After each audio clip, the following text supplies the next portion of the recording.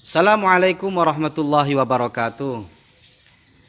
Banyak sekali pertanyaan-pertanyaan masuk, siapakah ulama-ulama Indonesia yang bisa dijadikan sebagai rujukan?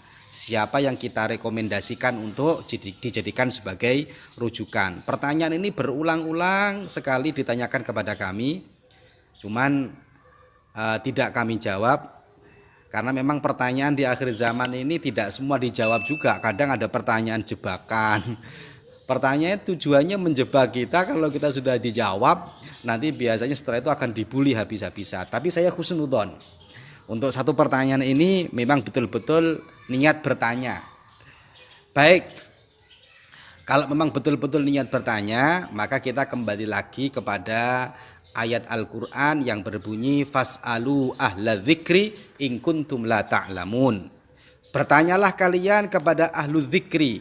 Ahlu dzikri ini para ulama memaknainya ahlul ilmi, kepada mereka yang berilmu. In kuntum la ta'lamun, kalau kalian tidak tahu.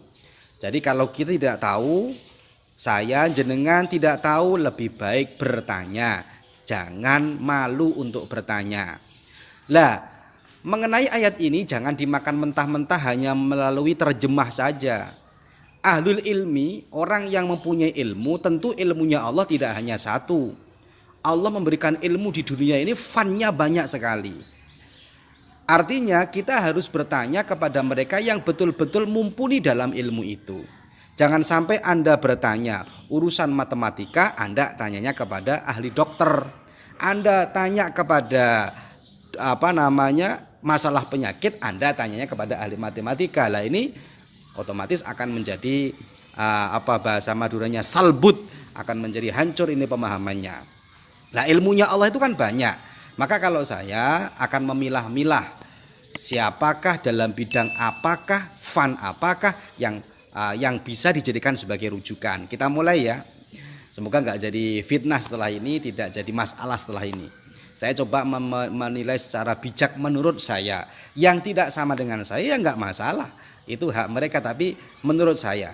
Yang pertama, kalau Anda ingin menjadikan pijakan orang yang mengenai masalah siroh, tahu tentang siroh, tentang masalah sejarah, baik sejarah Nabi, baik itu sejarah Islam, mulai dari ahlu sunnah wal jamaah, sejarahnya Khawarij, sejarahnya Syiah, dan sejarah-sejarah Islam yang lain, bahkan sejarah di luar Islam, saya memilih Kiai Haji Said Aqil Siraj.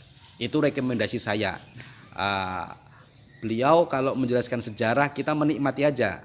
Artinya luar biasa pengetahuan beliau tentang sejarah.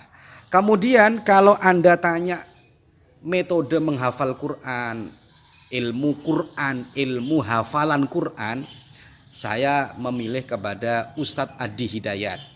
Jadi Ustadz Adi Hidayat ini saya kagum kepada hafalan beliau tentang Quran. Ini ayat sekian, pojoknya sekian, halaman sekian, dia luar biasa. Kalau masalah hafalan Quran, metodenya kita rujuk ke Ustadz Adi Hidayat.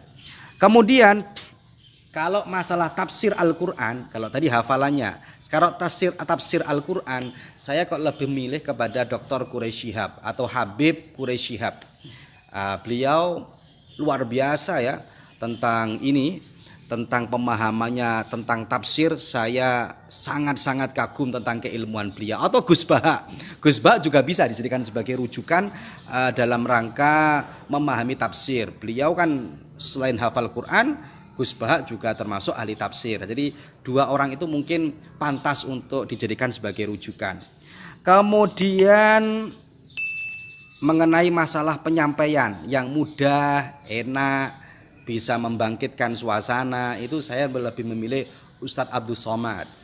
Ustadz Abdul Somad itu punya kelebihan menurut saya, keterangan yang biasa-biasa saja diterangkan oleh Ustadz Abdul Somad menjadi keterangan yang luar biasa. Banyak menurut saya keterangan-keterangannya Ustadz Abdul Somad itu orang sudah banyak yang tahu, Tapi ketika diterangkan oleh Ustadz Abdul Somad menjadi satu hal yang luar biasa menurut saya. Atau Buya Yahya juga bisa. Buya Yahya juga bisa. Jadi menurut saya kelebihannya Ustadz Abdul Somad dalam menerangkan ini juga perlu kita ambil ilmunya. Jadi beliau punya banyak ilmu dalam dalam berpidato, dalam berceramah, sehingga orang terhipnotis dengan kata-kata beliau. Kemudian kalau mengenai masalah thariqah, lah ini thariqah atau kebangsaan juga, thariqah dan kebangsaan, saya memilih Maulana Habib Lutfi dari Pekalongan.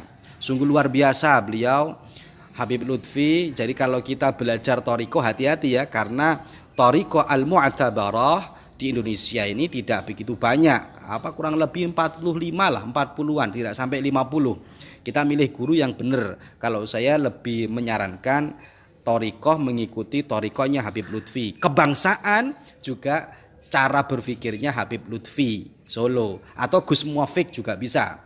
Jadi kalau saya kok seneng ya, Habib Lutfi itu kalau menerangkan kebangsaan dengan dalil-dalilnya, jarang-jarang ya orang yang pinter dalam masalah thariqah kemudian juga alim dalam masalah kebangsaan.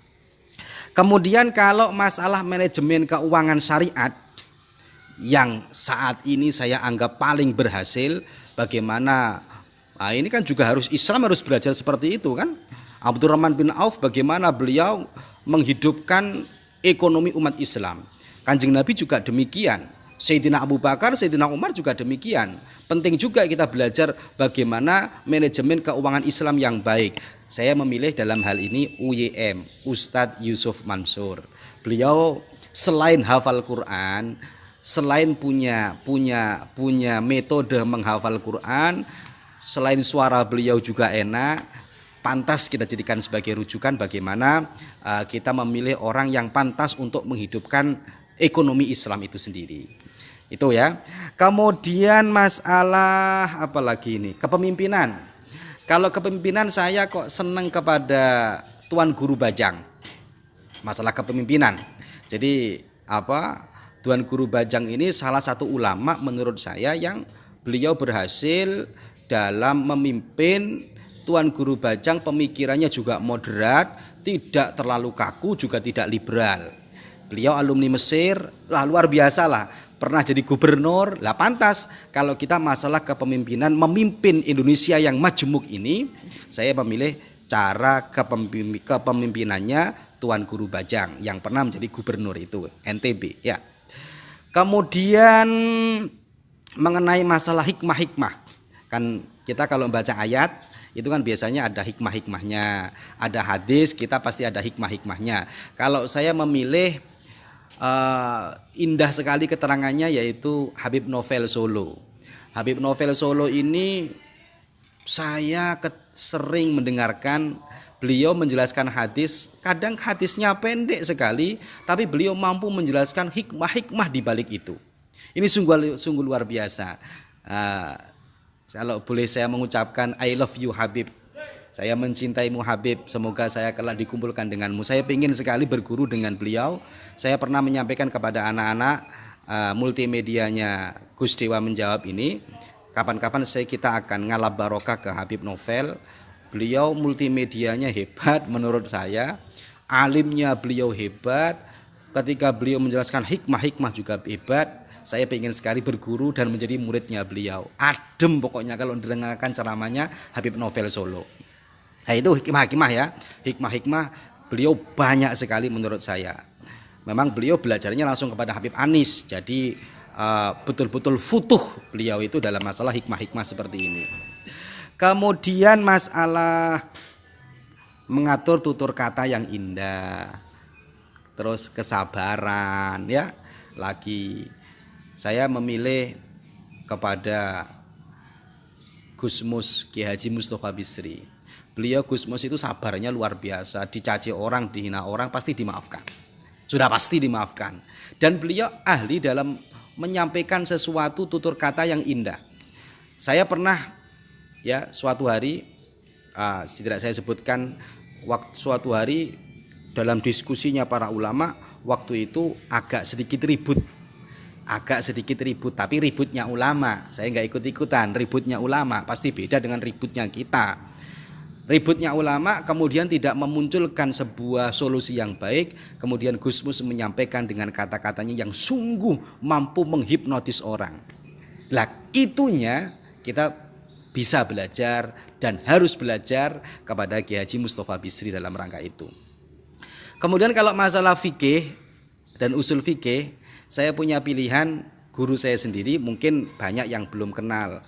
Beliau guru saya di Lirboyo namanya Kiai Haji Azizi Hasbullah. Saya belajar kepada beliau, saya menjadi muridnya beliau. Beliau sungguh luar biasa dalam masalah kajian fikihnya, kajian usul fikihnya. Mungkin di atas rata-rata orang. Dari Blitar, aslinya dari Malang. Jadi sekarang beliau menetap di Blitar, punya pesantren di Blitar, Kiai Azizi Hasbullah. Atau dari Sukorejo itu ada ulama terkenal, ulama hebat, namanya Kiai Haji Afifuddin Muhajir. Itu juga luar biasa usul fikihnya. Mungkin dua orang itu salah satu yang kita rekomendasikan menjadi rujukan dalam masalah fikih, menjadi masalah usul fikih. Sungguh Indonesia ini betul-betul kaya sekali dengan ulama, kaya sekali dengan ulama-ulama yang mumpuni dalam bidangnya masing-masing. Terus saya pikir itu ulama-ulama yang masih banyak sih sebenarnya. Kayaknya kalau saya sebutkan satu-satu saya masih harus mikir-mikir ini. Tapi yang jelas Indonesia ini banyak sekali, kaya sekali dengan ulama-ulama. Cuman pesan saya, ayo kita belajar kepada ulama-ulama yang betul-betul mumpuni. Jangan belajar kepada ulama yang hidupnya penuh dengan caci maki menurut saya. Karena guru saya juga gak ngajari seperti itu. Ya, jangan belajar kepada ulama, karena kalau Anda belajar kepada ulama yang senang caci maki, maka Anda juga akan senang caci maki. Nah, itu kan. Jangan belajar kepada ulama yang sedikit-sedikit membid'ahkan, sedikit-sedikit mengkafirkan, maka Anda juga akan mudah mengkafirkan orang.